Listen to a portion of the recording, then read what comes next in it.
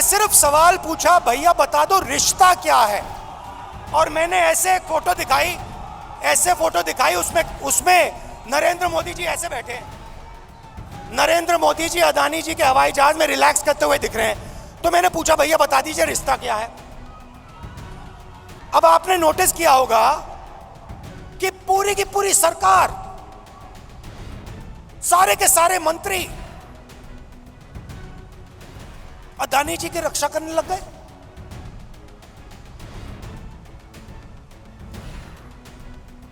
अदानी जी की रक्षा करने लग गए। पार्लियामेंट हाउस में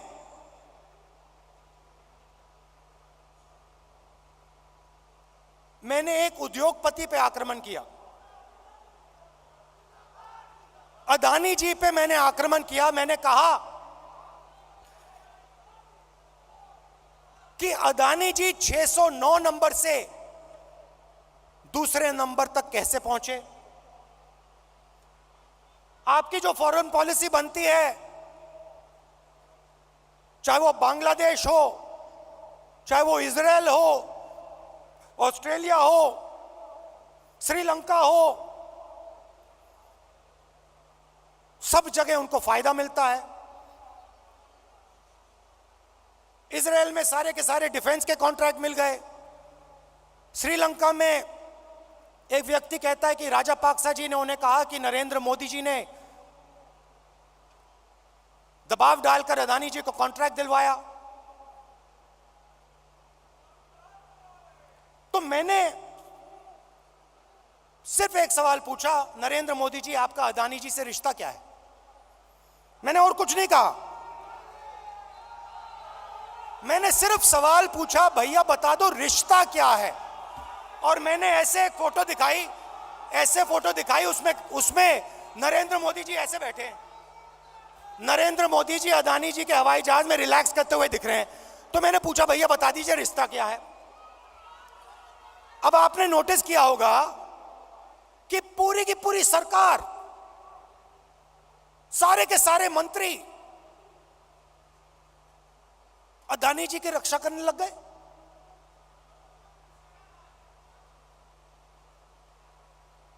अदानी जी की रक्षा करने लग गए।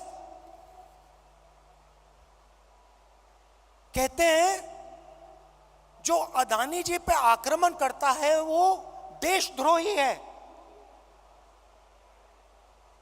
मतलब अदानी जी देश के सबसे बड़े देशभक्त बन गए, और बीजेपी और आरएसएस इस व्यक्ति की रक्षा कर रही है। सवाल यह उठता है, रक्षा क्यों कर रही है? क्या है इस अदानी में जो बीजेपी और आरएसएस को, सब मंत्रियों को इसकी रक्षा करने की जरूरत पड़ रही है?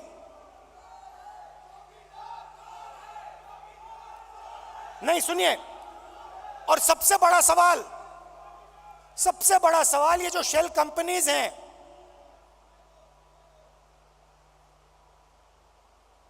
जो हजारों करोड़ रुपया हिंदुस्तान भेज रही हैं, ये किसकी हैं? इसमें किसका पैसा है? अदानी जी डिफेंस इंडस्ट्री में काम करते हैं,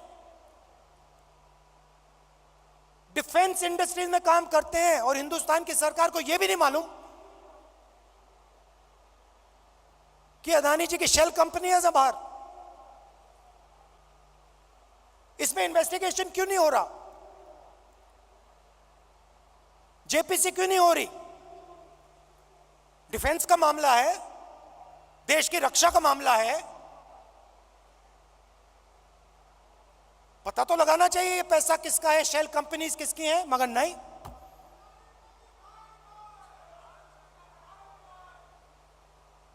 तो ये बहुत बड़ा सवाल है। एलआईसी का इन्वेस्टमेंट है, उनका नुकसान हुआ है।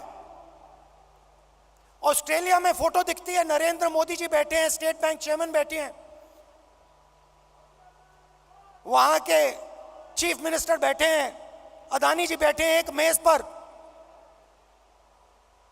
स्टेट बैंक $1 बिलियन का लोन दे रहा है।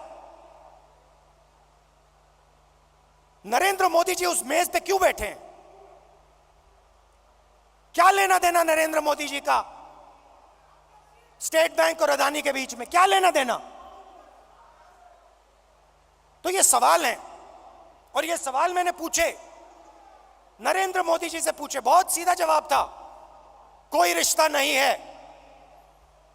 सिंपल सा जवाब था। हमने पूछा रिश्ता क्या है, नरेंद्र मोदी जी कह सकते थे कोई रिश्ता नहीं।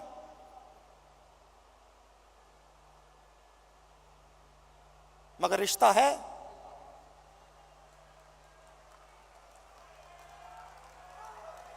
रिश्ता है। भाइयों और बहनों,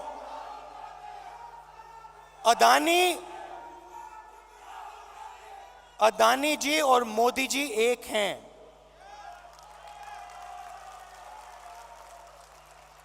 एक हैं। और देश का पूरा धन, पूरा का पूरा धन एक व्यक्ति के हाथ में जा रहा है।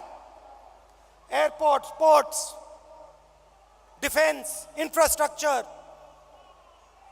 स्टोरेज, एग्रीकल्चरल स्टोरेज, सेब, हिमाचल प्रदेश में सेब, कश्मीर में सेब, पूरा का पूरा धन एक व्यक्ति के हाथ में जा रहा है।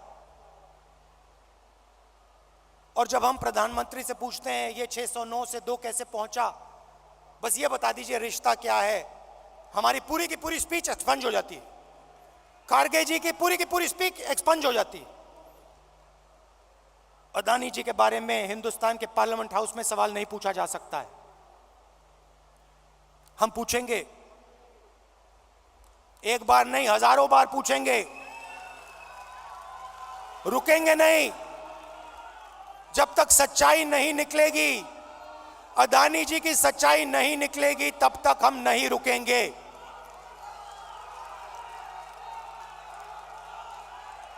क्योंकि, और इसका एक कारण है भाई और बहनों, और खास तौर से जो लोग अदानी जी की कंपनी में काम करते हैं, उनसे मैं कहना चाहता हूं, ये आपकी जो कंपनी है, ये देश को नुकसान पहुंचा रही है। ये देश के पूरे इंफ्रास्ट्रक्चर को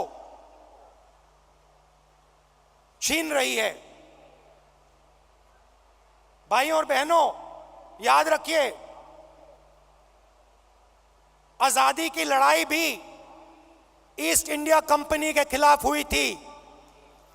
वो भी एक कंपनी थी। उस कंपनी ने भी हिंदुस्तान का सारा धन, सारा इंफ्रास्ट्रक्चर,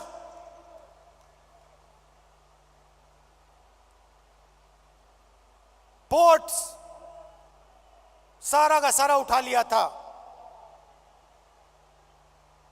इतिहास रिपीट हो रहा है।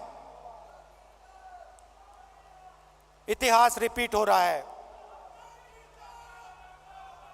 ये देश के खिलाफ काम हो रहा है, और अगर देश के खिलाफ काम होगा तो कांग्रेस पार्टी खड़ी हो जाएगी, लड़ जाएगी।